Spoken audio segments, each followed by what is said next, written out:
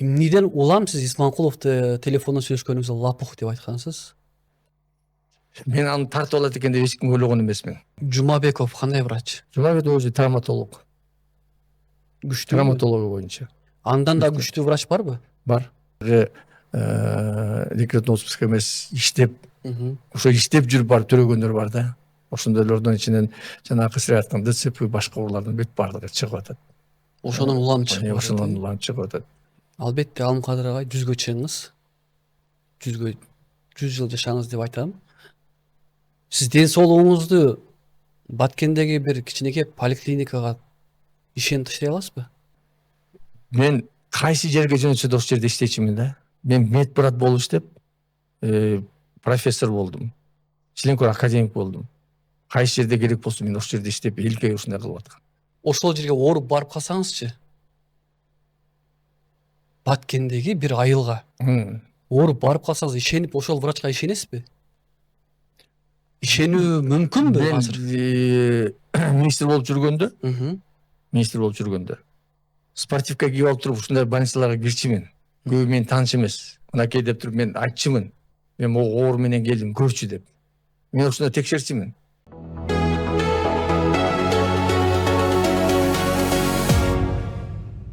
Саламатсыздарбы урматтуу теле көрүүчүлөр? Сиздердин назарыңыздарда Диалог подкасты старт алды.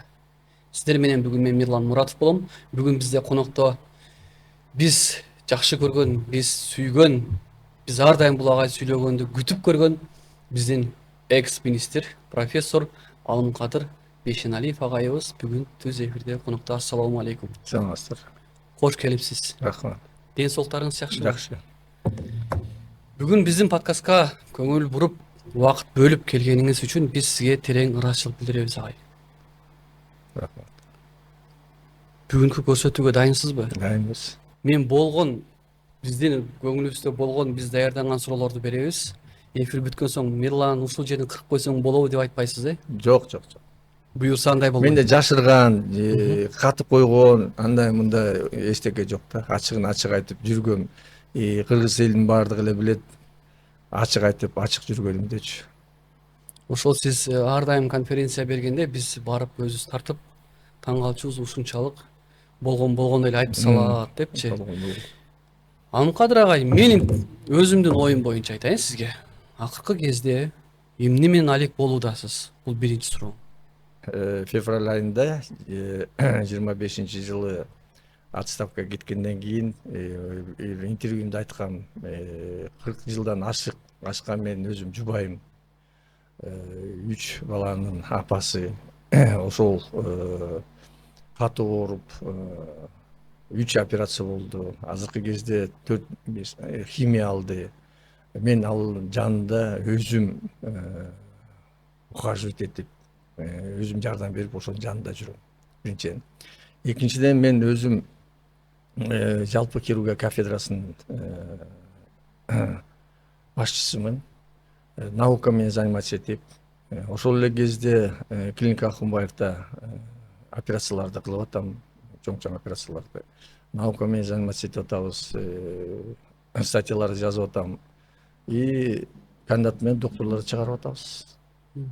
И акыркы мынакей 6-7 айдан бери ушу саламаттык чемоданын баштап мынакей Кыргызстанга биз 2 айдан бери киргизип атабыз. Ушул саламаттык чемодан бул эмнеси менен өзгөчөлөнүп турат? Эмнегедир искусство интеллект деп дагы жана эфир башталган чакта мага маалымат бердиңиз. Эми азыркы кезде баардык өнүккөн өлкөлөрдүн баардыгы жасалма интеллект же болбосо искусственный интеллект менен медицинада көп жетишкендиктерге жетти. Биринчилерден айтсак, бул Америка, Россия, Кытай, Корея, Япония. Алар өлкөлөрдө УЗИ, рентген снимоктор, компьютер томограф, МРТлардын бүт баардыгы искусственный интеллект менен диагноз коюлат. Мурун болсо ошол биз рентген снимать этип коюп, бир күндөн кийин компьютер томограф, МРТ снимать этип коюп, бир күн, 2 күндөн кийин результатын күтчүбүз. Бул жерде бир 5 мүнөткө жетпей уже врачка бүт баардык диагнозду алып келип берет.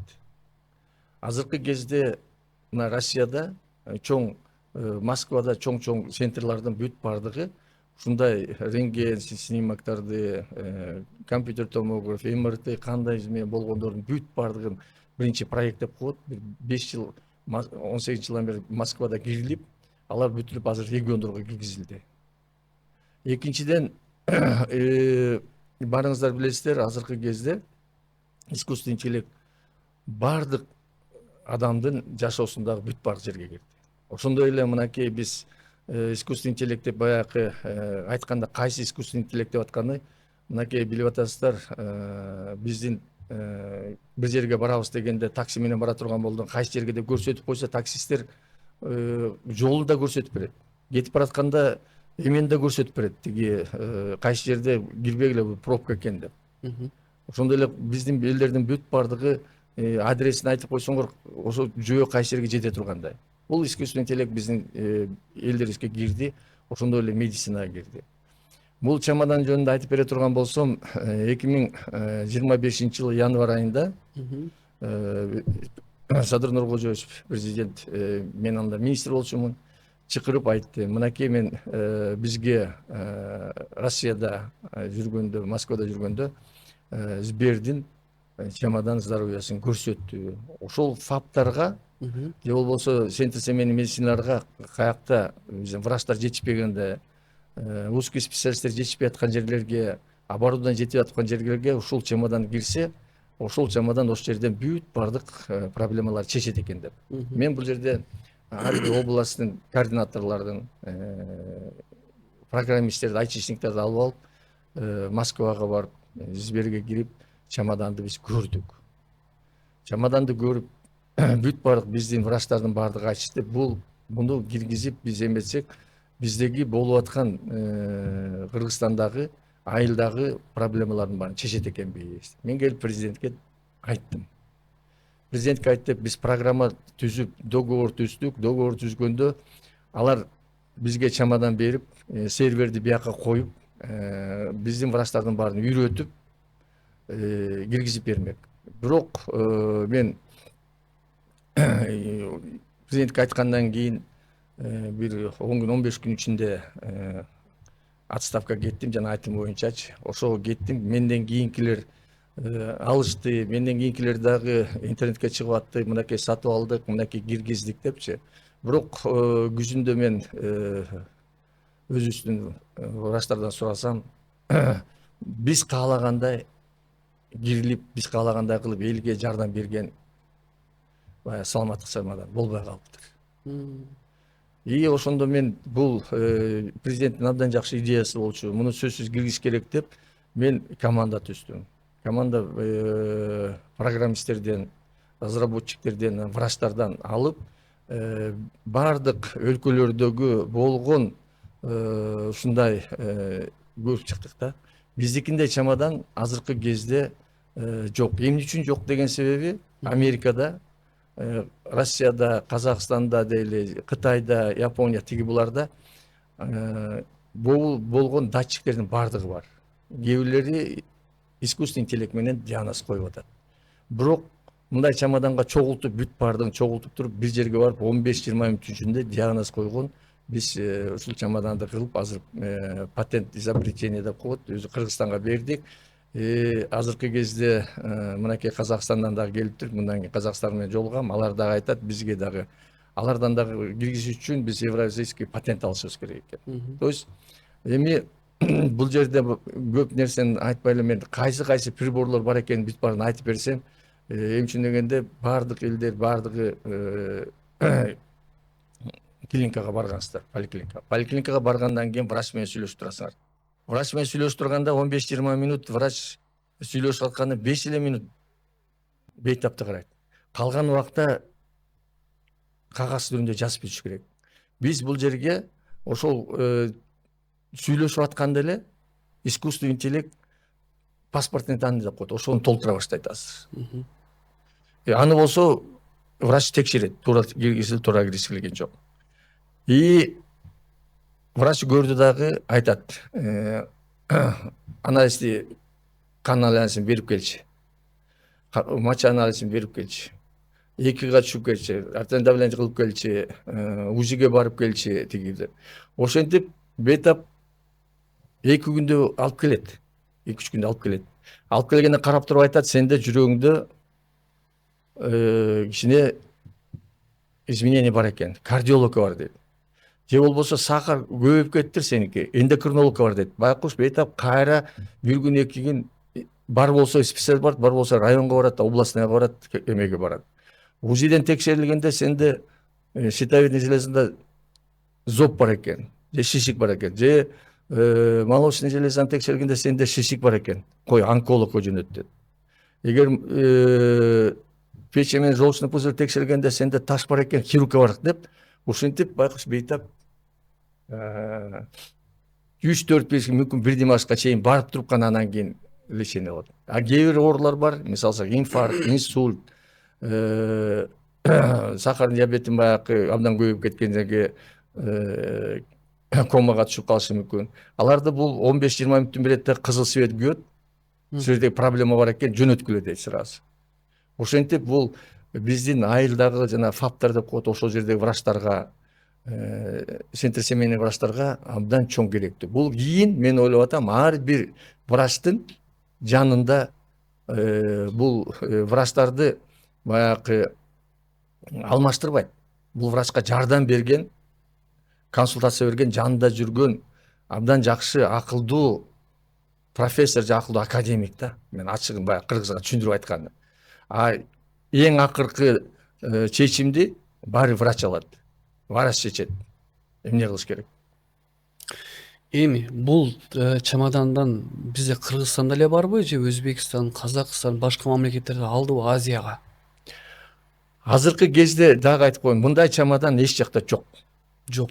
Россияда Сбердин жана чамадан болгон, ал жерде киргизилген, бирок ал жерде дагы 2 кылы кылып эле и диагнозун коюп берет да, аны дистанционный деп коет. Жака эмеге, баягы дистанционный деп коет, тиги телемедицинага жөнөтүлөт. Казакстанда дагы киргизилген. Мында анализ коюп тиги жерде телемедицина бизде деле киргизилген. Мисалга алсак, райондон текшерилет, 2 кылат, УЗИ кылат дагы, изменениялар бар болсо онлайн центрга, районный центрга же центр баягы крупный клинический центрга ошол кезде звонить этилип, телевизордон көрүнүп, мынакей момундай экен, эмне кылабыз дегенде, алар айтат, мындай лечение кылгыла же болбосо бизге жөнөткүлө деп. Телемедицина абдан жакшы кирген бардык жерде. А бул болсо ар бир врачтын жанында жүрө турган помощниги, жанында жүрө турган акылдуу, кыргызча эмне деп коет, академик эсепчиси да, айтып тура турган, бул жерде момундай чыкты, момундай кылыш керек, срочно инфаркт подозрение, срочно скорый помощь чакыр. Же болбосо инсульт болуп калды, срочно скорый помощь чакырып жөнөткүлө. Же болбосо молочный железасында подозрение на новообразование, кичинекей болсо дагычы, ушул рактын башталышы экен. Батыраак жөнөткүлө дегенде, эмчүн дегенде биздики айылда жүргөндөр баягы шишикти чоңоюп кетип, өткөрүп, анан кийин биринчи, экинчи стадияда болсо, рак любой органдыкычы 100% азыркы кезде дарылап кетсе болот. Агай, ушул чамадан алып келгениңин максатыңыз эмнеде? Бул биринчи максатым биздин элдер, айылдагы элдер, бардык өлкөлөрдөгү, өсүп кеткен өлкөлөрдөгү деле батыраак диагноз алып, батыраак 15-20 мүнөттүн ичинде лечение башташ керек, кыйналбаш керек. Мен ачыгын айтайын, бул чамадан биз эч качан сатпайбыз. Бул чамаданды биз киргизебиз дагы, жанагы расходный материалдарга деле биз акчасын алып, биздин командабыз текшерип турат. Иштеп атабы, иштеген жокпу, иштебей калса барып эметип берет. Ошон үчүн эгер баягы кээ бирлер айтат, коммерческий болуп андай-мындай болсо, биз сатып коюп ошол ойдон туруп калмак. Мынакей эми дагы эле мен ачык сүйлөп жүргөм, Сбердин эмеси сатып алган чамадандар жөн эле турат. Сиз министр болуп турган кезде өзүңүз айтып калдыңыз, мен ушул министр болуп алып келем деген кезде 10-15 күнүн кетип калдым депчи. Ага чейин деле алып келсеңиз болбойт беле бул долбоорду? буга чейин долбоордо эмчиндегенде айтып атпайм, бул биринчи биздин президенттин Садыр Нуркожоевичтин идеясы болду. Ушуну алып келгиле деп. Экинчиден, алып келиш үчүн чоң акча керек. Аны дагы ушу биз Садыр Нуркожоевич айтылгандан кийин гана чечилди. Мынакей биз алып келгенде мобильный клиниканы алып келдик. 8 жана контейнер менен азыр областтарда баарын текшерип атат. Бекер текшерилди. Бул болсо жамадан ар бир өлкөдө азыр өнүгүп баратат. Өнүгүп баратат. Ошол Россия киргизебиз деп башталганда биздин Садыр Нуркожоевич көрүп калып, ушунда да биз да киргизели деди да. Биз ошону анан алып кеттик. Анда эмесе агай бизге көрсөтүп бериңиз. Эл мүмкүн күтүп аткандыр. Бул кандай, эмне болуп иштейт? Кандай иштейт? Мен бир чемоданды көрдүм. Ичинде эмне бар экенин билбейм. Азыр мен анда Кыздар чакырасызбы бул жака? жок, мен өзүм биринчи айтып берем, анан кийин кыздар чакырып туруп сиздин кыздарга диагноз коюп беребиз. Өтө жакшы. Анда эмесе биздин кыздар чакыралы агай, Биздин чемоданда бул жерде ноутбукка жасалма интеллект кирилген. Жасалма интеллект кирилип, биздин Кыргызстандагы 10.000 оорунун историялар киргизилип, бул эми жасалма интеллект, искусственный интеллект менен ачык айтканда бул өзү киргизилип атканда бул студент. Аны профессорго жеткириш үчүн аны обучать этиш керек, үйрөтүш керек. Биз азыркы кезде 6-7 айдын ичинде үйрөтүп бүттүк. 95%ке чейин азыр бул туура диагноз коюп атат. Мунун ичинде мынакей баарыңыздар ковид убагында билесиздер, пульсосигметр. Организмде кислородду определять этет. Андан кийинкиси мынакей тонометр. Артериалдык давление менен пульсту определять этет. Кийинкиси глюкометр. Сахар кровини. Азыр көрөбүз кыздардыкын определять этиш 5 секундта искусственный интеллектке определять этет. Кийинкиси мынакей анализатор мочи. Бул азыр айттым, сиздер да балдарыңыздардыкын кичинекей балаңардыкын алып келиптир. Ошонун мочасын определять этебиз, 10 параметрди определять этет. Гликосиди, кетону, белок секилдүү бүт бар. Ошондой эле анализатор крови. Ал деген гемоглобин, холестерин, АЛТ, АСТ, тропонин определять этет. Бул жерде биздики ЭКГ.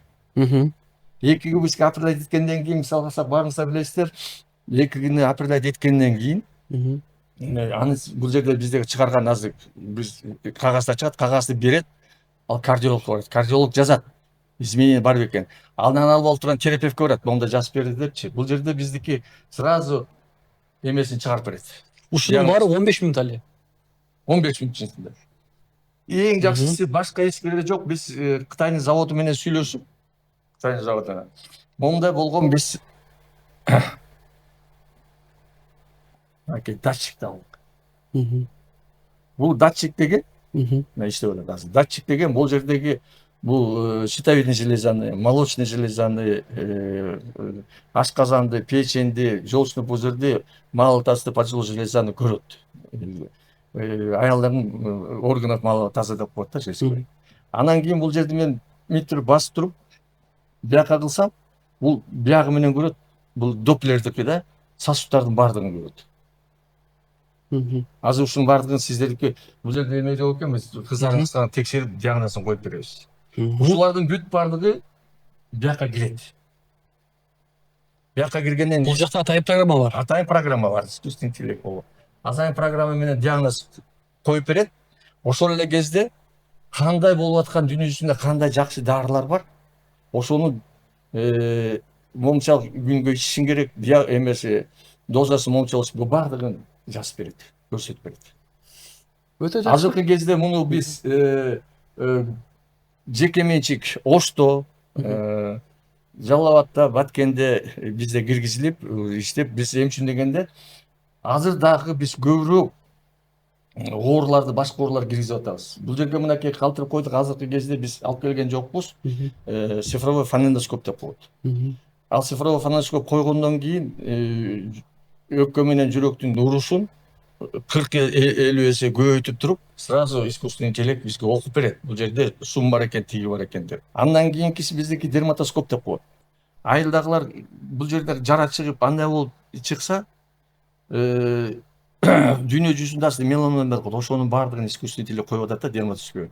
Биз ошону киргизип атабыз. Ал мынтип карап туруп эле баягы меланомен тигине искусственный интеллект коюп берет диагнозду. Бул жерде меланома ракпы, рак эмеспи, же жөн эле дагы эмеби деп. Ушундай азыр дүйнө жүзүндө болуп аткан эмени биз ушул киргизип айылдагы эмелерге кылып берели деп атабыз. Азыр эми Өтө жакшы. Баштадык, кызыңыз тап келип туруп, менин кызым да келип, мынакей дука. Мынакей бул муну көрсөтүп койгула. Бул мынакей пульсосигметр включать этсең, пульсосигметр включать этип, бул жердики канча экени сразу бияка көргөндө бияка да чыгат.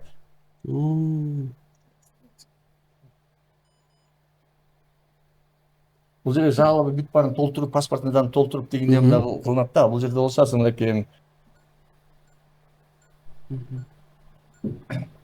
бул жерде 98 норма экен. 98. Эми биякта да 98 деп көрсөтүп берет.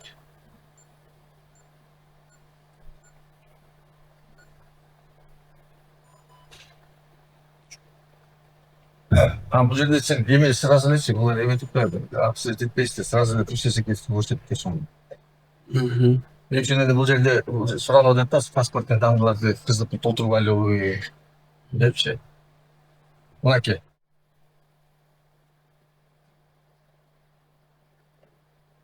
Сурап атат эмени толтуруп алсаңар деп, мынакей көрсөтүлдү. Андан кийинки артериальный давлениясы.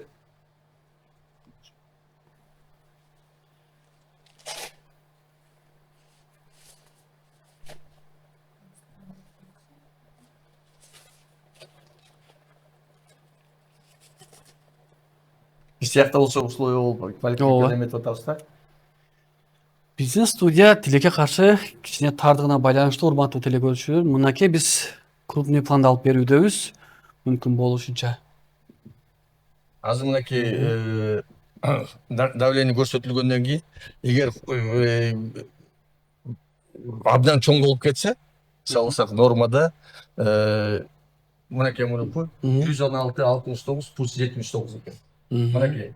О жерде тартып алсаңар 116/69 79 бул көрсөтүлдү. Ноттон. Эгер бул жерден 200ден 250 же болуп калса, сразу кызыл күймөк. Кызыл күйүп эметмек да, скорый помощь чыгып тегибиз элечи. Андан кийин кичине чыдап турсаң сахарын текшерип берип коет. Сахар көрөгүн текшерип берип койгула, бул жерде көргөзүп условиясы. Бул глюкометрде азыр кылат. Бул жерде эгер биздики 5-6га чейин норма, эгер 8-9, 10-12 болсо кызыл күйөт. Аны срочно эндокринологко жөнөтүш керек депчи. Эндокринологко жөнөтүш керек деп. Азыр андан кийин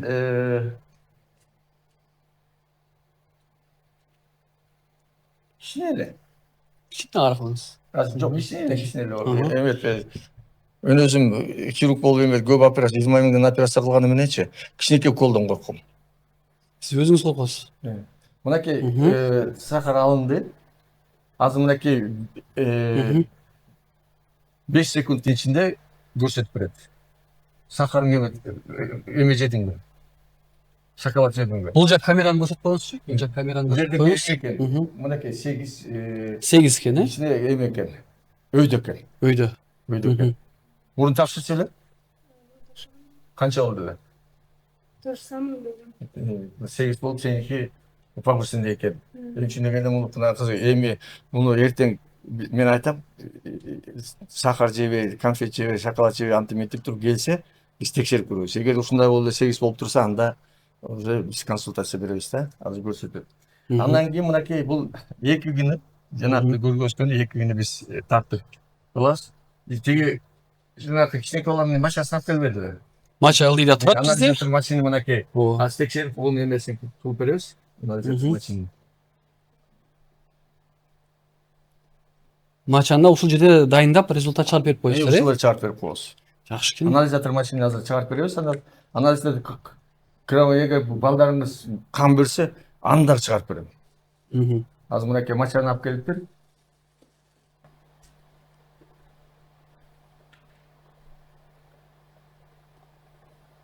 Мгм. Бул жерге 10 параметрди чыгарат. Бул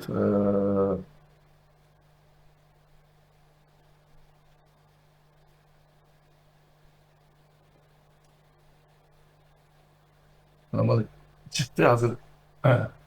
Мачаны мынакей жакка киргизет. Мгм. Мынакей жакка көрсөтсөң 10 эмени турат азыр. Мгм. Анализди берет азыр. Мгм. Мынакей анализдер кетти. Кетти. Окуду.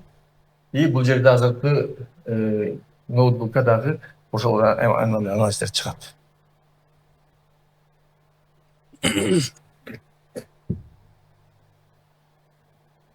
Эми мындай кылалы. Кызыңыздын щитовидный железасын текшерип туруп, Мгм. анан кийин сосуд текшерейин. Молочный железасын, желчный пузырь, малтасын текшергенге условия жок экен да. Мгм. Макул. Урматтуу теле көрүүчүлөр, албетте бул жакта Алым Кадыр агайдын жана ошол эле президентибиз Садыр Нуркожоевичтин долбоору менен өтө мыкты деңгээлде болуп жаткан мынакей чамадан. Öyle götürürsün. Мгм. Mınaki modelde buna щитовидный железаны.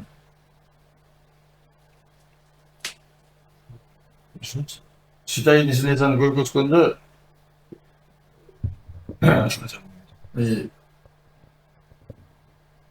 Мгм. нажмем ровно. На. Я включился.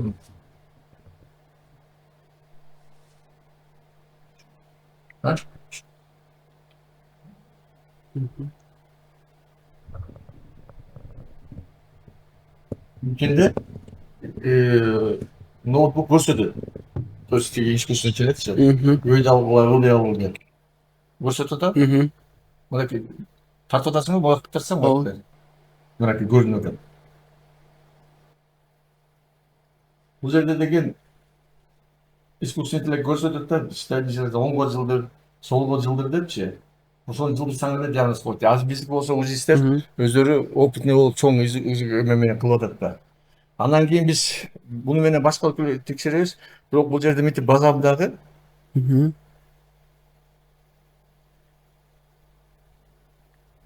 азыр мынакей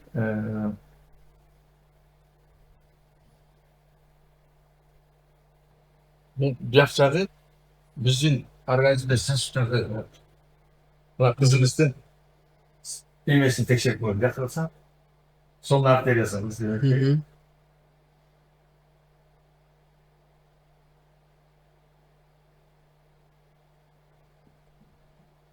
сен таптыңбы көрүнүп атабы? Мынакей сол артериясы. Кей жерден көрүнүп Мгм. эметип атат. Эми могу жерде элеги ничего артерия деп коет. Мгм. Ничего артерия. Бул жерде болсо сен нижний конечностьтагыларды текшерип бедренный артерияны текшериш керек да. Түшүнүктүү. Эми түшүндүм агай. Андан кийин бул жерде баарын обследовать эткенден кийин Мгм. искусственный интеллектке тапшырма берилет.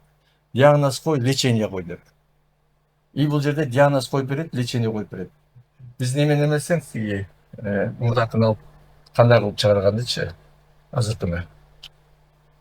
Мынакей. Мгм. Жанагы текшерилгенден кийин могу жерден тартып алсаң, Мгм. мынакей могу жерде уже искусственный интеллект рекомендация берип атат, обоснование берип атат да. Мынакей Алым Кадыр агай түшүндүм. Бул жакта өтө сонун. Урматтуу теле көрүүчүлөр, мынакей Алым Кадыр агайдын азыркы бул чамадан боюнча долбоорду биз ойлобоңуздар, ушул менен эфир бүтүп калды деп жок. Биз 2-3 күн аралыгында ушул чамадан боюнча дагы биз буюрса өздөрүнүн клиникасынан барып, Алым Кадыр агайдан ошол жерден тартып келебиз. Бул боюнча кенен дагы маалымат алабыз, программа дайындайбыз. Анда эмесе биздин режиссер дайын болсо, кайрымдуулук роликке кезекти берели. Андан кийин сөзсүз түрдө эми Алым Кадыр агай менен мүмкүн болушунча ачылбаган сырларды бүгүнкү түз эфирден ачканга аракет жасайбыз. Бизден алыстабай туруңуздар.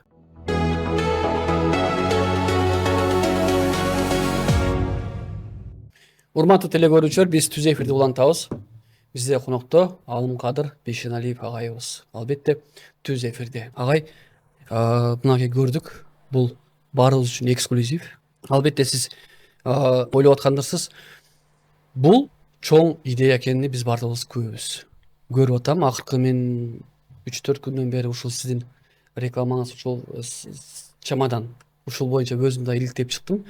Мага Самат мырзанын айтканына 3 күн болду. 3 күндөн бери биз олтуруп көрдүк интернет тармактарынан дегендей. Эми андан сырткары сизде жашоо бар. Ошол жашоого да өтөлү. Жеңебиз кандай, ден соолугу жакшыбы? Мынакей 4 жыл болду. 4 жылдан бери биз күрөшүп келатабыз. Бул жаман оору рак деген 3 жолу операция болдук. 5 жол химия алдык. Азыркы кезде баягы метастазы бар экен, дагы химия алып атабыз, дагы күрөшүп атабыз да. Кыргызчасынан жакшы эле. Жакшы. Үмүт бар. Үмүт бар. Жакшы экен. Демек, менин түшүнүгүм боюнча сиз учурда Кыргызстанда эмес экенсиз. Мен азыркы кезде Кыргызстанда иштеп атам да. Иштеп атам, бирок барып келип жардам берип, химия алдырып келип кетип атабыз да. Алымкадыр агай, бирдемкени сурай кетейин сизден. Азыркы учурда эмнеге биздин Кыргызстанда боор ооруган, бөйрөк ооруган, ДЦП деген ооругандар көп болууда? Бул эмнеден улам ушундай болуп атат? Эми бардык оорулардын бүт бардыгы бул биринчилерден экологияга деп коет. Экология абдан көп бузулду биздики. Жемиш жемиштердин бардыгы бузулду биринчиден.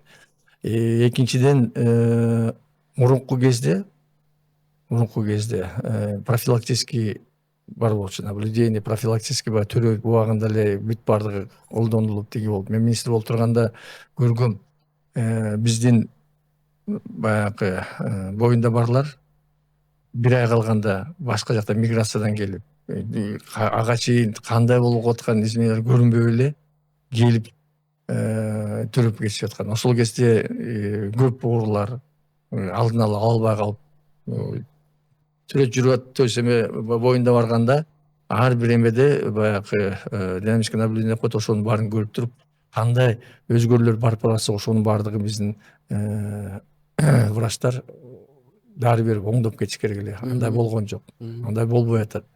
Жашоо турмушунун айкасынан бүт бардыгы декретный отпуск эмес, иштеп, ошо иштеп жүрүп барып төрөгөндөр бар да. Ошондойлордун ичинен жанагы сиз айткан ДЦП, башка оорулардын бүт бардыгы чыгып атат. Ошонун улам чыгып атат. Ошонун улам чыгып атат. Бунун бүт бардыгы баягы жашоонун мен министр болуп келгенде реформа кылып, мурдагы Советтер Союзу убагындагы медицина кайрып келип, Семашко дегенде тарап кеткен биз медицина ошонун баарын реформа баштаганбыз. Ар бир үй бүлөлүк врач деп коет, үй бүлөлүк врач бүт бардык ооруларды билбейт, кичинекей балдардыкын билбейт, ошо боюнда бардыкын билбейт. Ошон үчүн биз кайра кошуп, кайра мурдакыдай кылып туруп, кичинекей балдарды педиатрлар караш керек. Боюнда барларды акушер-гинекологдор караш керек. Острый заболевание хирургтар караш керек. Жүрөгү ооругандар кардиологдор караш керек. Көз ооруганда окулисттер караш керек. Мурду, кулак ооругандарды лор врачтар караш керек. Биз ошого кайра биз реформа карап келгенбиз. Бирок азыркы кезде Кыргызстанда врачтардын астыгына жетпегендиктен, медоборона жетпегендиктен көп жерде врачтардын жоктугунан каралбай калып атат. Центрге барыш керек. Турмуштун айынан районго барып же областныйга барып жанакыларды көрсөтө алышпайт. Ошон үчүн бул Садыр Нуркожоевич 25-жылы январда көрүп туруп, ушундай кылып Россияда киргизип атты. Азыркы кезде жасалма искусственный интеллект абдан врачка абдан жардам берип атты. Ушуну киргизели дегенде макул деп биз мен эми ал кезде кетип калып, азыркы кезде бар деген идеяны президент бергенден кийин бул идеяны мен аткарышым керек деп өзүм команда түзүп, өзүм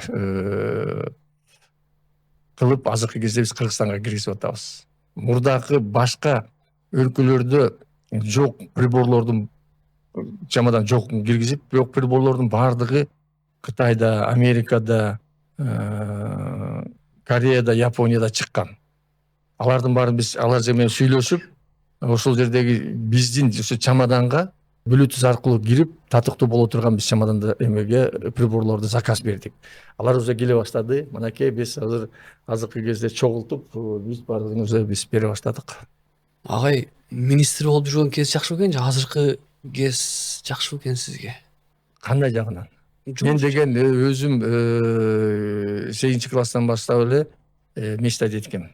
Элге жардам берип, элди дарылайын деп. Ошол кезден бери эле дарылап келатам. Кандай болгон кезде сиз көп элге жардам берет экенсиз? Министр болгон кездеби же азырбы? Мен 20 миңден ашык операция кылдым. Министр болгондо баягы чоң как министр катары мынакей мен айтып кетейин, министр катары биз мобильный клиниканы биринчилерден болуп киргиздик. Бул президенттин дагы идеясы болуп, азыркы кезде райондордо, областтардын баардыгында 5 жылдан бери иштеп келатат. 8 контейнер менен ал жерде компьютер томор бекер иштеп келатат. Ошондой эле министр болуп турганда мен көп мурдакы саламаттык сактоосуна караган учреждениянын баардыгы жеке менчикке өтүп кеткен. Жетпей калган, алардын баарын кайрдык. Ошол эле кезде мынакей канча деген элдер алтын балалык жөнүндө жүрүп эле алтын балалык реабилитацион центрди бюджеттен акча албай, жылда президент бизге жардам берип, спонсорлор болуп, ар бир адам берип, канча жылдан бери иштеп аткан мынакей иштеп атат. Ошол эле кезде Московский менен Лагминекеде травматологический центр деген жабылып калып, травматологический центр жоюлуп кеткен. Аны биз кайра ордуна бюджеттен акча албай, спонсорлор менен президенттин жардамы менен бүтүрдүк. Реабилитационный центр башкарасуда мурунку бүкөсүн ал дагы кеткен. Аны да биз спонсорлордун айрыгын ачып бердик. Ушундайлар аркылуу биз министр болуп тургандан кийин кылса болот экен да, спонсорлорго кайрылып, өзүңүздүн күчүңүз менен спонсорлорго кайрылып эметсе болот экен.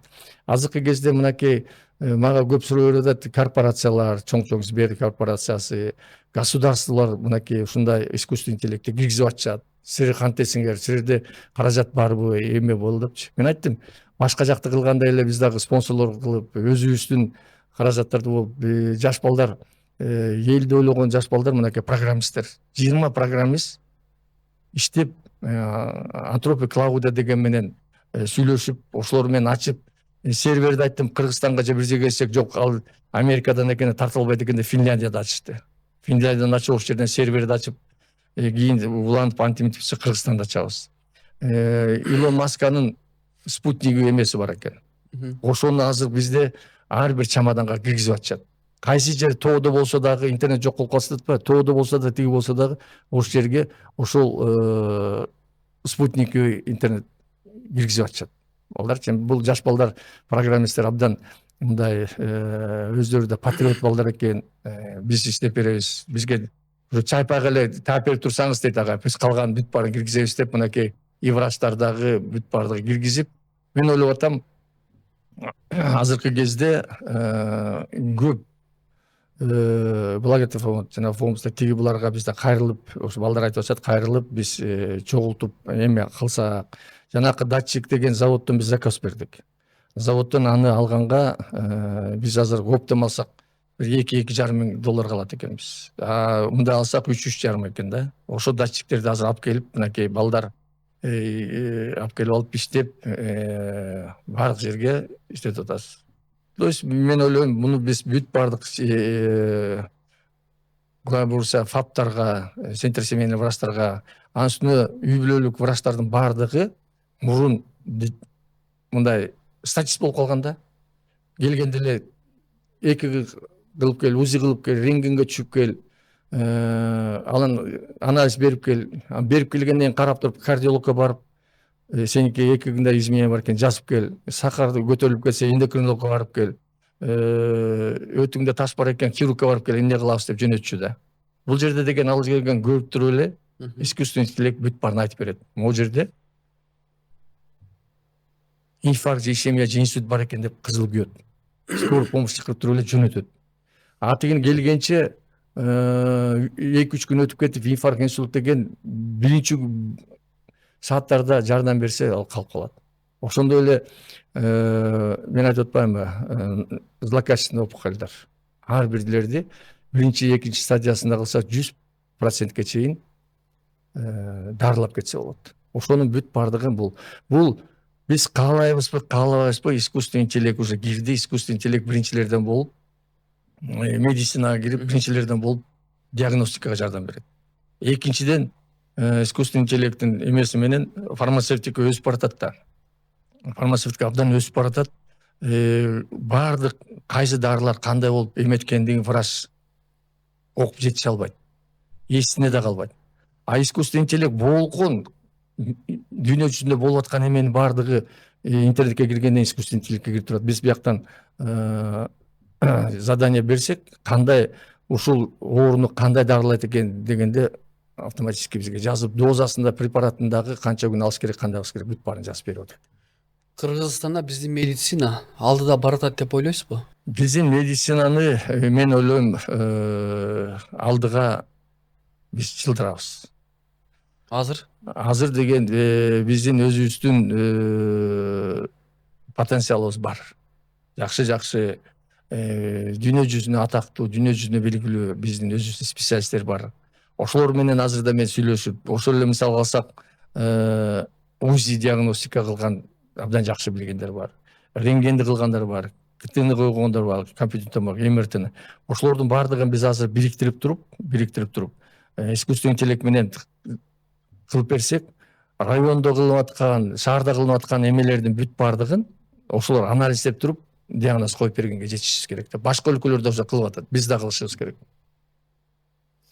Азыр сиз мынтип айттыңыз, маалымат берип жатканда врачтар жетишсиз деп. Эмнеден улам?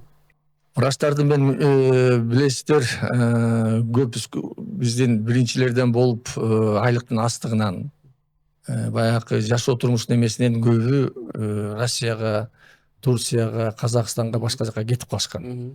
Азырда мына айлык көтөрүлүп атат, жашоо турмушу өзгөрүлүп эме болсо, врачтарды айтам, ойлойм мен кайра ордуна келет деп. Азыркы кезде дефицит врачтарды биз чече албайбыз. А дефицит врачтарды айылдагыларды, ФАПтардагы, семейный медициналарды только момундай кылып эле искусственный интеллект менен эле биз жардам берсек, ошондой эле диагнозду, ошондой эле дарылоону ошол бир врач эле, үй-бүлөлүк врач эле коюп бере алат да. Агай, мен бирдемкени сураам келди. Албетте Алымкадыр агай 100гө чыгыңыз. 100 жыл жашаңыз деп айтам. Сиз ден соолугуңузду Баткендеги бир кичинекей поликлиникага ишен таштай аласызбы? Мен кайсы жерге жөнөтсө да ошол жерде иштечимин да. Мен медбрат болуп иштеп, профессор болдум. Членкор академик болдум. Кайсы жерде керек болсо мен ошол жерде иштеп, элге ушундай кылып аткам. Ошол жерге ооруп барып калсаңызчы, Баткендеги бир айылга ооруп барып калсаңыз, ишенип ошол врачка ишенесизби? Ишенүү мүмкүнбү азыр? Министр болуп жүргөндө спортивка кийип алып туруп ушундай больницаларга кирчимин. Көбү мени тааныш эмес. Мынакей деп туруп мен айтчымын. Мен могу оору менен келдим, көрчү деп. Мен ушундай текшертчимин. Ошол жерге барганда эле мен деле айтып эле текшерип коем. Мен өзүм профессорум, баардык заболевание билем, өзүмдүкүн билем. Эмне кылабыз деп ачыгын айтат элем. Эгер ал мисал алсак, мен министр болуп жүргөндө бир жерге бардым. Остеоаппендицит болгон бүт баардык симптомдордун баарын айттым. Баягы биле турган. Айтсам эле, сиздики остеоаппендицит экен деди. Операция кылыш керек деди. Жүр дедим. Ал мени карап да койгон жок. Мен мурун аппендицит болуп, аппендицитим жоктугун деп билген жок. Билип. Анан кийин айттым, сен чыкырчы главврачыңды деп. Анан ар жактагылар айтып калыптыр, бул министр келди депчи, келип калып айттым, момундайларды үйрөткүлө дедим. Сиз айтканда ошол Баткенде жүргөндө барганда мен медикмин да. Сиз сурооңузду түшүнүп атам. Мен медик болгондон кийин ошого ишенесизби бергенге тигибу деп атасыздар. Мен аны текшерет элем да. Мисалы алсак, мен барганда температура болуп барып, же болбосо бронхит болуп, кашель болуп, тигинтип барсам, көрүп айтмакмын да. Эмне кылалы? Рентгениң барбы? Рентген кылалычы, кел көрчү, көрөлү депчи. Ушундай өзүм текшермекмин да, ачыгын айткандачы. А сиз айткан боюнча башка жөнөкөй адам барып калса эмне болот деп атпайсызбы? Ал барып калса, ал жаш врач болсо, жаш эме опыту жок болсочу, момундай чемоданды кириш керек да. Же болбосо дистанционный, ушул жерде болуп калгандан кийин тиги жер кызыл күйөт да. кызыл күйгөндө зан чечиш керек. Могул жерде инфаркт бар, могул жерде инсульт болуп атат, могул жерде ишемия болуп атат, могул жерде болсо острый живот болуп атат, могул жерде болсо кома болуп атат. Эмчүндегенде сахары 30 экен, 35 экен деп кызыл күйгөндө тиги эметет да. Бул жардам берет искусственный интеллект менен. Ушуну чечиш керек.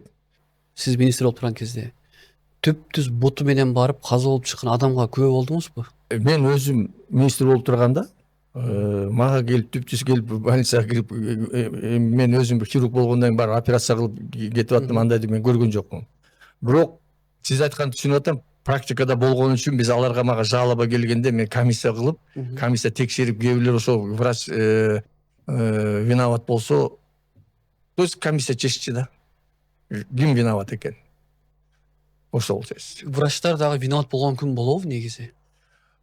Врачтардын виноват болгон күнү болот. Болобу? Баары эмчүндегенде судебный дело болуп, кээ бирлери болсо дипломдон ажырап, кээ бирлери соттолуп кеткен врачтар да бар. Сиз врач болуп жүрөсүз азыркы убакка чейин, кайсы адам сиздин колуңуздан каза болуп, акыркы сөзү эсиңизде калды? Болду ушундай жашооңузда? Бизде мындай да, мен хирург болгондон кийин операция кылгандан кийин өтүп кеткен, оорусу өтүп кеткендер келет дагы, алар андай сүйлөшүп болот. Бир апанын эле случайын айтпайм, бир апам мага таарынып жүрөт дагы эле. Ал апам айтты, мен кыйналдым бул турмушта деди. Жүр балам деди, мен сени менен сүйлөшөйүн деди. Мен операциядан ойгонбошум керек. Абдан кыйналдым деди. Балдарым да карабай койду, кыздарым да карабай койду. Мен кыйналып жашагадан тойдум. Азыр мынакей ооруп атам, операция кылышың керек, сенден канжалатасың, андан көрө эле мен ойготпой кой деди. 2 күндөн кийин реанимацияга чыккан апа кандайсыз десем, саламдаспай койду. Сен мен айтканды кылган жоксуң депчи. Азыркыга чейин айтып калам, жардам берип атабыз. Апа кандайсыз, ден соолугуңуз кандай десем, ай деп атат, бирок жашап атам, жакшы эле болуп калдым дейт да. Жардам берип эметип атышат деп. А так мындай акыркы сөзүн айтып эметкен мен өзүм практикамда болгон жок да. Болбодубу? Болгон. Эч кандай Мен операция? өзүм операция кылып өзүм эметкен болгон жок. А башка баягы туугандар, досторум рактан тиңде болгондо акыркы күндөр мен барып калып жардам берип атканда кээ бир сөздөрүн айтышты да мага. Алымкадыр байке, врачтар дагы ыйлайбы? Врачтар көп ыйлайт.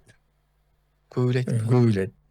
Себеби Кандай учурда? Себеби дегенде мынакей абдан өтүп кеткен жаш кыздар, же болбосо авариядан кийин келгендер, же болбосо бычак жеп келгендердичи жардам берсең дагы уже убакыт өтүп кеткен болуп калат.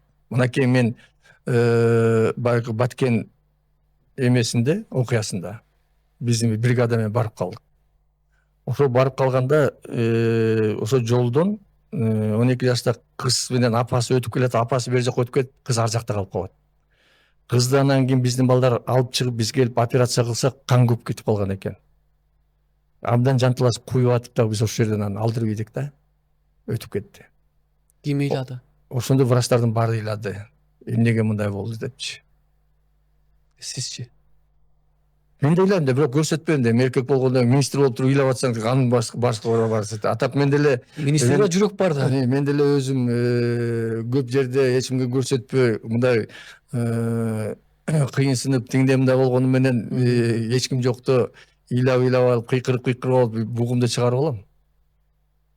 Азыркы деле. Бирок көп кысыласыз. Кандай кызыласың? Негизи өзүңүз дагы врач болуп, мына көрдүңүзбү, эл көзүнө шаңдуу көрүнөсүз, сүйлөйсүз. Жок, мындай шаңдуу болуп, мен эмчүндегендечи врач болгондон кийин биринчиден жакшы сөз айтып, биринчиден кеш керек. Мынакей мен обходко кирдим, мурда күнүчү. 4 апа жатыптыр. Ага чейин операция кылганбыз. 4 апа кирип, кандайсыздар десем, баардыгы жакшыбыз дейт. Ана чыгып кеткенден кийин бири-бирин айтыптыр. Коем, баламды чакыргылачы, мен айтайын, мен кыйналып чыктым. А жана эмне айткансыз десе, ой, күлүп эле, жакшы келип кандайсыз дегенде айта албай да калдым, жакшы жаттым дегендейчи. Ошон үчүн врачтын эң жакшы жери биринчи баягы сөз менен, экинчи өзүңдүн мүнөзүң менен мынакей сен же үйдүндө урушуп келсең, аялың менен урушуп келсең, бирөө менен урушуп келип эле кабагың бүркөп эле тиги кыйналып аткан бейтапты көрүп атып дагы кыйналышкан. Биз клиникага кирдик, болуп аткан проблеманы бүтүрүп, шааңшакы болуп кирип, ошол только эле бейтапты ойлоп, ошого жардам бериш керек. Ошону ойлонуш керек. Адаштыңызбы операциядан? Адашкан күнүңүз болдубу? Адашкан деген кандай? Жаңылган күнүңүз болдубу? Жок, операцияга дегенде биз эми ачыгын айтканда мен түшүнүп атам, жаңылган дегенде баягы операцияга алып атканда диагноз туура эмес чыгып калдыбы, тигибу дегендечи. Бирок ошо диагноз туура эмес болуп калса да ошо көрүп туруп ошону оңдоп кетчүбүз. Мисалы үчүн кишечная непроходимость деп киргенде рак болуп чыгып калса, же болбосо оор болуп калган болсо, ошол жерден көрүп туруп эле мындай кылыш керек экен деп баягы опыт болуп эметилгенден кийин да. А биздин убакта Советтер Союзу убагында адашып тигинтимитип эмеге жеткенче жаныбызда профессорлор, жаныбызда опытный хирургдар бизди үйрөткөн да. Анан кийин гана барып биз чоң операцияларды кылып, анан кийин гана кандай ситуация болсо да ошодон чыгып кеткенге биз даяр болчубуз да. Алымкул агай, туугандарыңыздан кайсы тууганыңызды өзүңүз узаттыңыз? Дарыканадан, больницадан. Больницадан эмес, тиги айтып атпаймынбы, мен туугандарыман бешөө ошо рактан каза болду да. Рактан каза болду. Аларды мен тиги өзүм операция кылган жокмун, онкологияда кылышты. Ошол жерде онкологияда лечение кылышты, мен барып карап коюп жүрдүм. Өзүмдүн колуман мындай туугандарыман. Анын үстүнө менин деле көп деле туугандарым жок да. Сизде жокпу? Менин туугандарым деле жок. Эмнеге? Мен өзүм тиги ээн атадан эртерээк калып тургандан интернатта өскөнбүз да. Канча жашыңыздан? 7 жашымда. 7 жашымда мен уже эмеге интернатка өтүп кеткем да.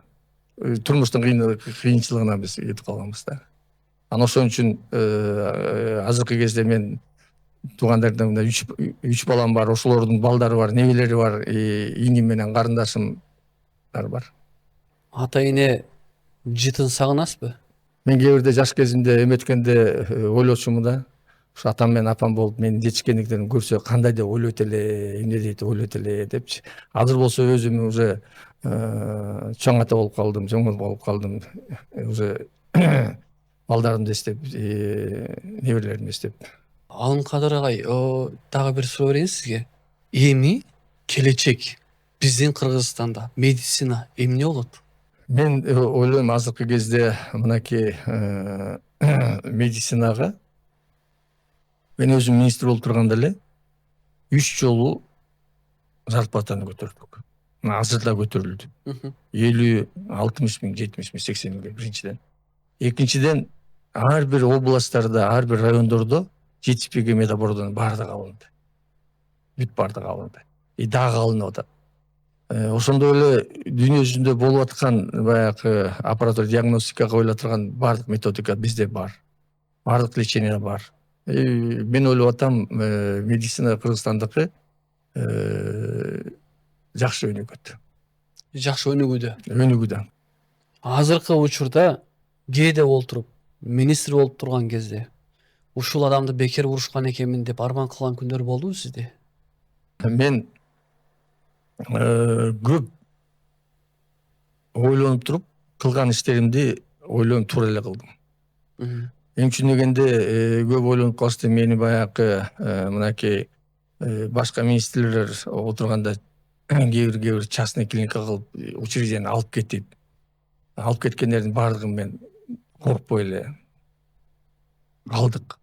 Ошолордун баардыгы, естественно, урушуп азыркыга чейин алардын достору, алардын туугандары, алардын бүт баардыгы мени жаман көрүшөт.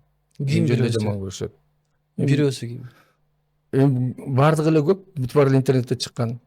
Мен деген эми ачыгын айтып көрсөм, көп больницаларда мына Испанкуловдуку деле. Канча жылдан бери алып, канча кирдим деп. Мен ага ачыгын эле айткам. Мен барып деген бул мамлекеттин учреждениясы, чыгып кетесиң деп. Ошол эле тиги экинчи роддомдо Камека деген дагы башка клиникалар алып алган. Ошто облус больница менен городской больницада алып алган. Мен ошолорго эле айткам, чыгып кеткиле, үчүн дегенде бул мамлекеттин больницасы, биз ошолорду беришибиз керек, алышыбыз керек деп. Алдык, киргиздик. аларга эсесин алардын баардыгы мен өзүм үчүн алган жокмун да. Эл үчүн, мамлекет үчүн алдым. Кээ бирлер мен жөнүндө жаман жазып атышат, кээ бирлер мен жөнүндө жаман айтып атышат. Мен өзүм үчүн кылган жокмун да. Мен эл үчүн, мамлекет үчүн кылдым. Исманкулов менен мамилеңиз азыр кандай? Мен аны менен мурун деле жакшы тааныш эмес болчумун, кийин деле тааныш эмес болчумун. Кийин баягы ковид убагында жетишпей атканда мен ага келип айттым: 3 этаж мына здание. Сен уже 20 жылдан бери иштедиң. 20 жыл. Бошотуп бер батыраак. Биз жетишпей атабыз. Мага койка керек болуп атат. Общежитияга жатып атабыз, гостиницага жаткырып атабыз десем, жок, бул деген мен өзүмдүк чыгарып алгам дебеди. Мен айттым: анда мен чыгасың деп туруп, анан мына акыркы мен ошондо айткам: сен эмет 29 миллион эмеден биздин жанагы университетти кредитке коюп Кореядан акча алынган. Оборудование. Мынакей кийин биздин материал боюнча бүт бардыгы боюнча президентке жетти. Президент указ берди дагы бүт баарын кайрып алып, мынакей азыркы кезде ал жерде 3 отделение иштеп атат. Ошондойлорду көп. Экинчи роддомдогу, башка жактагылардыкы больницалардын бардыгы кайра өзүнө келип элге дарылауга мындай шарт түзүлүп берилип атат. Шарт түзүп берип атат. Ошондо чындыгында сиз барган жер чындыгында интернет желесине баттар ачуу негизи. Министр болуп турган кезде барып бул зданияны бошотуп кой, бул зданияны бошотуп кой дегениңиз. Эмнеден улам сиз Исманкуловду телефондо сүйлөшкөнүңүздө лапух деп айткансыз? Мен аны тартып алат экен деп эч ким ойлогон эмесмин. Биз ал менен ага чейин 3 жолу сүйлөшкөм. Акырында сүйлөшкөндө мен ага айткам: мен келейин, экөөбүз жолугуп эркекче сүйлөшөлү. Сен барып мен бул жерди бошотосуң. Барып бошотосуң. Мен бул жерди өкмөттүк болгондон өкмөткө алабыз. Десем, саат 4кө келиңиз деди. Анан мен саат 4кө бардым. Министр болсом, барып 4кө барсам жок. Күтүп атам жок. Анан баласы жүрүптүр, дагы бир аял жүрүптүр. Айттым: мен Исманкулов менен жолуктум эле, эми үчүн келем деп айтам, эмне үчүн келген жок десем, папа сказал, встретимся на суде деп айтты дейт. Телефонун берчи дедим, звонить этчи дедим. Ана звонить эткенде айттым: сен эркексиңби? Мен министр болуп турсам, сен экөөбүз кел дегенден кийин жанакындай айтып койбойсуң? Мен иштердин баарын чыштап, встречалардын баарын чыштап, мен сага келдим эле, кандайсың, эмне болду десем, мы с тобой на суде встретимся, тогда посмотрим. Ага чейин соттор тутуп алган да алчы, деп атпайбы? Лапух дедим. Ошондо ошол жерде жиним келип кетти. Эч ким тартып аткан көргөн эмесмин. Тартып алгандан өзүм баягы эме лапух. Бошотпосоң көр. Хоть сот болсо дагы мен сенин могу жериң клиникаңды алам дедим. Көрүп турабыз деп аны чыгып алып кеттик. Кийин алдык да. Ошону кайтарып алдыңыз. Алдык. Түшүнүктүү. Азыр эми сизге өчөшкөндөр көп деп ойлойсузбу? Көп. Көппү? Көп. Эмчи дегенде мени коркутушуп, бандиттерде звонить этип, тигини кылба, муну кылба, тигини чыгарба, муну чыгарба, мындай кылба деп айткандар көп болгон. Мен айткам: мен коркпойм эч кимден. Коркуп жашаганын эмне кереги бар? Сен алганча телефондон баатыр боло бербей келчи, жолугуп сүйлөшөлүчү. Эмне претензияң бар дегенде эч ким келе албай койду да. Азыркы президентибиз Жапаров Садыр Нуркожоевич. Жолуктуңузбу акыркы жолу? Качан жолуктуңуз? Кеткенден кийин жолуккан жокмун. Себеби жанагы мен өзүмдүн үй бүлөмдүн проблемасы менен азыр жүрүп атам. Биринчиден, экинчиден өзүмдүн азыркы хирургия өзүмдүн ишимди кылып атам. Азыркы кезде медицина боюнча колуман келген иштерди кылып, эл үчүн мурдакыдай эле элдерди сактап атабыз. Кайра сизде министр болуу оюңузда барбы буюрса келечекте? Мен ойлоп атам, бул жерге азыр жүрөгү курч. Бизге биз деген эмени көрсөтүп бердик да. Жолду көрсөтүп бердик. Кантип иштеш керек, кандай реформа кылыш керек. Ошону эле улантып кете турган бир министр келиш керек да. Аны мен азыркы кезде көрө албай атам. Ал коркпош керек. Эмчинен медицина деген бул эң адамдын тагдырын чече турган министерство да. ага өзүңдүн аркаңды ойлоп, өзүңдүн турмушуңду ойлоп, эмне болот экен, эртең мындай чечим кылып койсом эмне болуп кетет деген ал барып өзү эле иштебеш керек да. Өзүн эле өзү мындай Кыргызстандын медицинасын көтөрүп кетем деген мындай адам деген күнү түнү иштеп, ойлонуп иштей турган министр болуш керек. Азыркы министрибиз кандай иштеп атат деп ойлойсуз? Мен башка жакта жүрүп, менден кийинки министрлер кандай иштеди, эмне болду ачыгында билбейм да. Билген жоксуз. Билген да жокмун. Мен көп наукамен тияк бакмен заниматься этип, жанагы үй бүлөнүн иши менен заниматься этип, могу менен заниматься этип, көп жаңылыктарды дагы карабайм. Жаңылык кандай болуп атканын деле билбейм.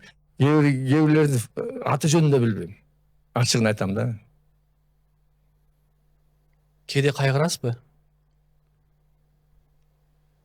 Медицинага Кыргызстанды сырттан карап туруп Жок, эми мындай да, болмок экен деп. сырттан карап туруп мен башка башка жактагы медицина кандай өнүгүп баратканын көрүп туруп мен да өзүм да, мен да колуман келип атат да. Азыркы кезде мен көп айткан себебим, президентке да айтып, биз деген пересадка сердцаны киргизиш керек болчу. Пересадка сердца десе эле бул ойдо экен бар, жүрөк деп. Ал башка искусственный, естественный тиги бул эмелер бар сердце. Ошолорду бизде адамдар көп каза болот. 52%-тен өткөндөрү каза болуп атышат. Ошолор закондордун бүт баарын биз даярдап туруп жогорку кеңешке бергенбиз. Азыркы кездеги спикерге мен өзүм өткөрүп бергем. Ошону өткөрүп бергилеши депчи. Эми үчүн дегенде бизден кеткен кардиохирургдар Астанада Казакстандын баатыры болушту. Пересадка кылып атып. Ошо жүрөктү даарылаган боюнча Казакстандын жанагы главный кардиохирургдар болуп, Серик, Дамир деген балдардын баардыгы бизде иштетпей койгондо барып туруп ошол жактан азыр Казакстандын кардиохирургиясын көтөрүп, или мынакей Чымкентте жүрөт Жошубаев деген. Баардыгы көтөрүп Казакстандын кардиохирургиясын дүйнө жүзүнүн уровенине жеткирип койду. Биз деле кылсак болот. Мен ал балдарга айтсам айтып атат, өткөрүп бергиле, биз келип көтөрүп беребиз, үйрөтүп беребиз, кылып беребиз деп атышат. Аны көтөрүп беребиз дегенде келип калса Кудай буйруп, алардын айлык майнасы канча коюп берет Кыргызстанда? Казакстандыкындай кылып бере албайбыз. Россияныкындай кылып бере албайбыз. Бирок ошого жетип баратат да, көтөрүлүп баратат. Мурун ойлоп көрүңүздөр, 10 миң, 15 миң болчу. Мен министр болуп келгенде.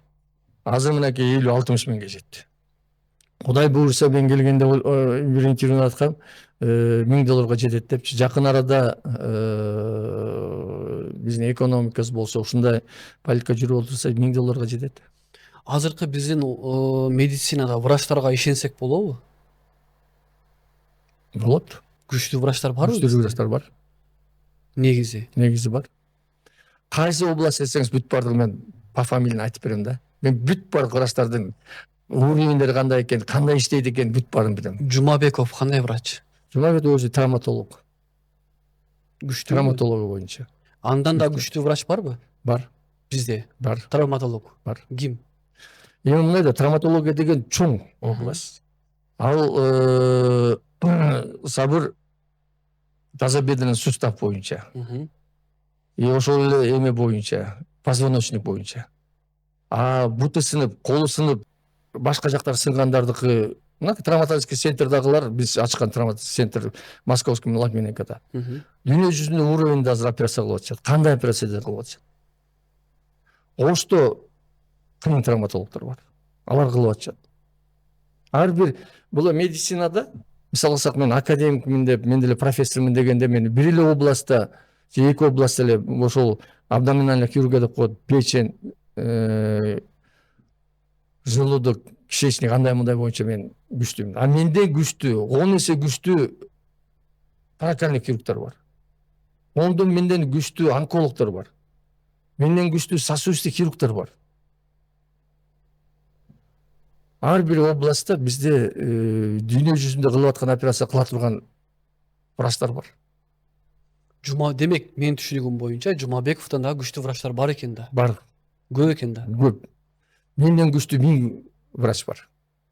Менден күчтүү. Мен деген бар айтып жүрүшөт, мен хирургия боюнча, общий хирургия боюнча абдан жакшы мындай эме деп айтып жүрүшөт. Мен айтам, менден күчтүү 1000 хирург бар. ар бир областта, башка областтарда, мисалга сага айтып атпаймынбы, онкологияда бар. Мынакей башта операция кылган нейрохирургдардан 5-6 бар. Мен дегендер. Мамынытов тиги беркилерди санап берсем болот. Ошондой эле кайсы област десе, башка тараканный хирургдар десеңер фамилияларын айтып берем.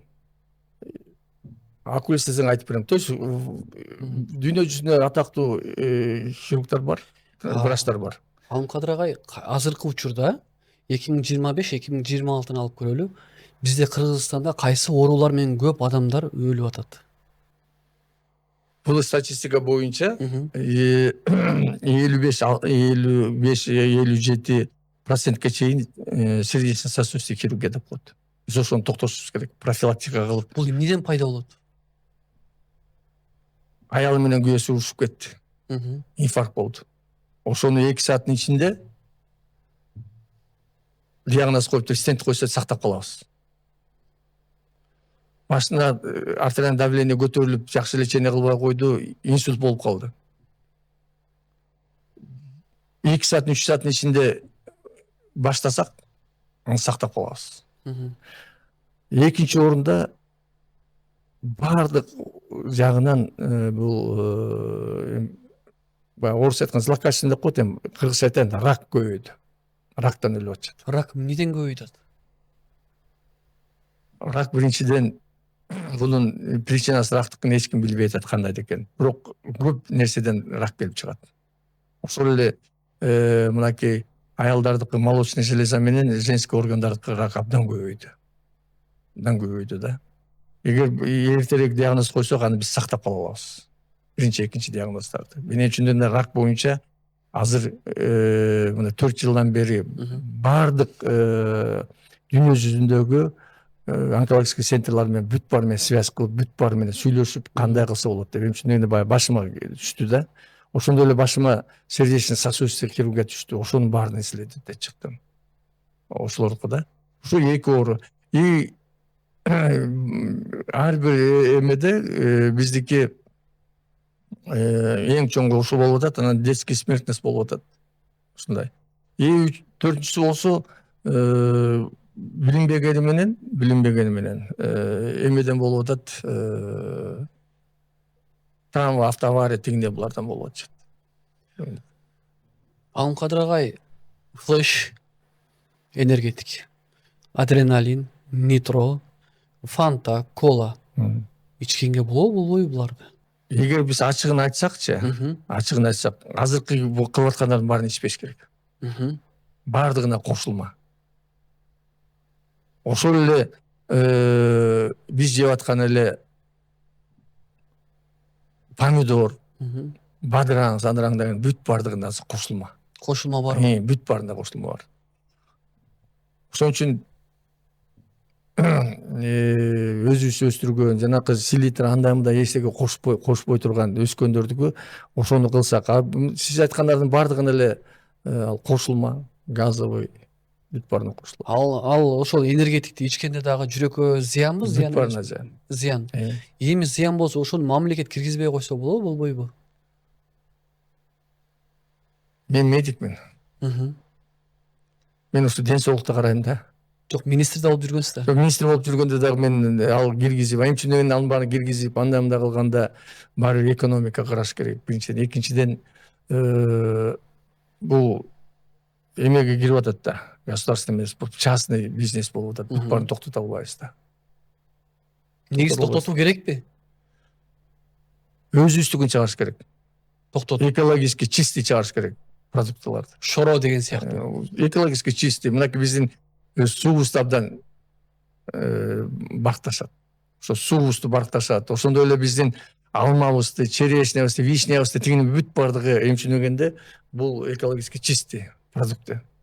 Ошондойлорду биз өзүбүз элге үйрөттүрүп ошолорго эметсе, мен ойлойм, ар бир адам өзүнүн ден соолугун ойлосо ошолорго караш керек. Сиз өтө кыйналып кеткениңизде, кысылып, кыйналып, өлө кысылганыңызда эмнени ичесиз?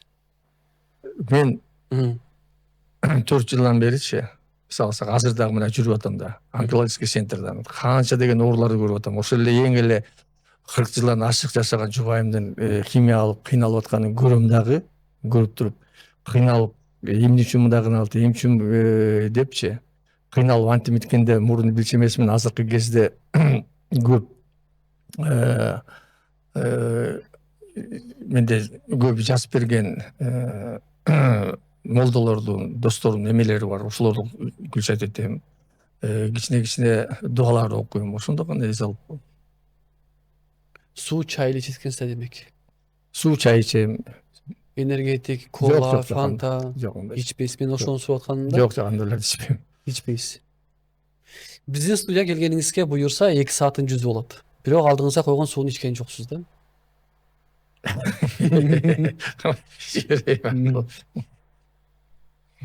Неден улам сууну карап коесуз, кайрамага сүйлөп аттыңыз да эмнеге? Иә. Эмнеге андай болду? Же таза экен, же таза эмес экен дедиңизби? Жок, эмени алып келдиңер да. Жок, биз таза сууну алып келе Бир албайбыз. четтен карасам абдан биздин Кыргыздын суусучу, таза суу да. Мгм. Каяка барганда да мен келип да тиги тоо жакка чыгып булактын суусун алып ичип, башка жакка барганда андай суу жок да. Могу биздин өзүбүздүн суубузга байтык деп коет, же болбосо жетпейт да, ачыгын айтканда. Канча жерге барып суу ичип атабыз, жок. Биздин таза суубузга жетпейт. Рахмат, Алымкадыр агай. Дагы сизге суроо берейин. Негизинен алып караганда бизде боор оору өтө көбөйүптүр. Себеп биздин телеканал, учурда 2 телеканалыбыз бар. 2 телеканал тең кайрымдуулук менен алектенебиз. Бул жерде боор оору, ДЦП ушулар болуп атат да. Буларды бул жактан Кыргызстандан алмаштыра турган бир барбы бизде ушундай? Анан бар десеңиз, ал донорду кайдан табыш керек, кандай тапса болот? Бул жолдор барбы бизде ушундай мүмкүнчүлүк? Эми мен Садыр Нуркожоевичтин тапшырмасы менен мен иштеп бөйрөк оорун алмаштырууну бекер киргизип бергенбиз. Боор оорудан биринчилерден биз болуп туруп, мен өзүм катышып, өзүм барып Турциядан окутуп балдардычы кылып бергенбиз. Азыркы кезде президент бизге акча да, оборудование бөлүп берген. Ошол балдар, окуп келген балдар эми кириш керек. Эми мен аларга мындай катуу да айта албайм. Киргизгиле, эмне үчүн силер окуп келдиңер, эмне үчүн оборудование алдыңар, эмне үчүн кылдыңар, эмне үчүн киргизбей атасыңар, эмне үчүн кылган жоксуңар дегенде. Бул баары бир боор алмашууну, жүрөк алмашууну убагы келгенде киргизебиз. Убагы келгенде киргизилет Кыргызстандачы. Кыргызстанда киргизилет. Эмне үчүн дегенде азыркы кезде канча деген адам, силер айтканда боор оору мен да эмесмин. Альвеококкоз рак деген абдан күчтүү, цирроз печени күчтүү. Бардыгы 2 фирма, 3 фирма Индияга апарат, акча алат. Бир фирма Россияга апарып сүйлөшүп кылдырат. Башкасы Кытайга апарып кылдырат. Посредник болуп иштеп атышат да. Элдер барып кыйналып алмаштырып кетет. Андан көрө биз бул жерде өзүбүзгө киргизип, биз ошо баштаганбыз. Костный мостуда жана балдардык лейкосту баштаганбыз. Ошонун бардыгын мен ойлойм. Биз жолун көрсөтүп бердик. Улантып кетиш керек. Акыркы суроом. Алымкадыр агай. Акыркы жолу качан ыйладыңыз? Азыр өзүңүз айтып кеттиңиз, врачтар көп ыйлайт депчи. Мен айтып атпаймынбы, мен өзүм ыйлакмын. Онкологический центрде азыр лечение алып аткандачы, биз отуруп сүйлөшүп атып, отуруп атканда эле түн ичинде алып чыгып баратат. Элдердин баары ыйлап, туугандары ыйлап атканда деле менин көзүм менен эле жашагат. Мен деле адаммын. Мен деле көрүп атып эле, иә, жашаса болот эле. Жаш мынакей баягы 32-33 жаштагы аял мен келинчегим менен жаткан, ар жакта жатып, ал дагы өтүп кетти. Капельница кылып атканда эле өтүп кетти. Ал жерде жүргөн күйөөсү, балдары чурулдап ыйлаганда аларды көрүп деле баягы аябайт экенсиң да. Эмнеге ушундай болуп атат, эмне үчүн жардам бере албай калды депчи. Убактыңызды бөлүп бизге келип бергениңиз үчүн сизге терең ыраазычылык билдиребиз агай. Анча-мынча туура эмес суроо берсек, кечирим сурайбыз. Мен өзүм ачык жүрөм да. Кандай вопрос болсо жооп берем да. Кандай вопрос болсо, мен эч качан таарынбайм. Мен ойлогом, кээ бирлер баягы чучугуна жеткирип берип көрөлүчү депчи. Андай берсеңер деле мен жооп бермекмин. Дагы сенде эмче бул менин турмушум. Мен өткөн, мен андан эч качан отрицать эте албайм. Ошол кезде кылган иштериме дагы эч качан кайгырбайм. Ошол кезде мүмкүн туура деп чечкем. Садыр Жапаров, биздин президентибиз Жапаров Садыр Нуркожоевич кел жолугалы эмне жумушту берейин десе кайсы жумушту алат элеңиз? Мен өзүм наука жактамын. Ошо наука жактан же болбосо жана трансплантология деп коет, мен бул жерде бир центр кура баштаганбыз. Ошол бүтүп антимедицина конкурс болсо ошол жака катышам.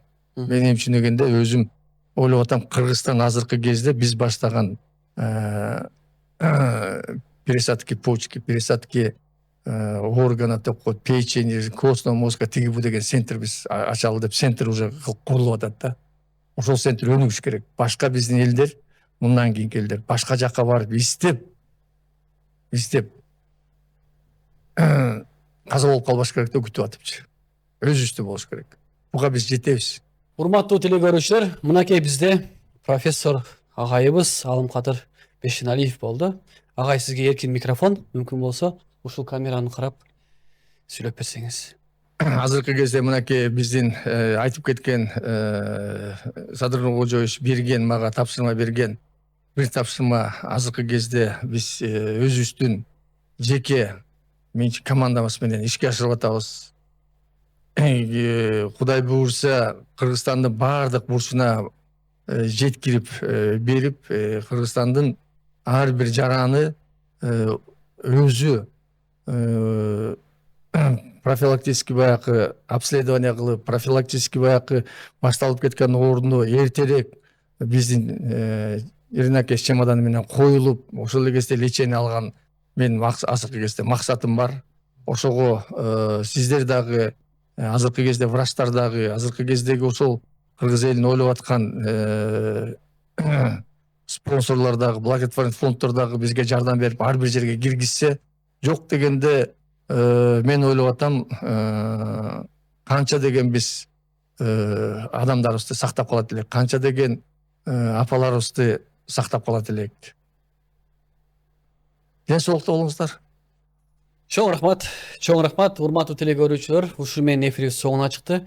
Буюрса бүгүн түнкү саат 12-ден баштап интернет желесинде албетте биздин профессор агайыбыз Алымкадыр Бешеналиевдин болгон интервьюлары старт алат. Бизден алыстабаңыздар, саламатта калыңыздар.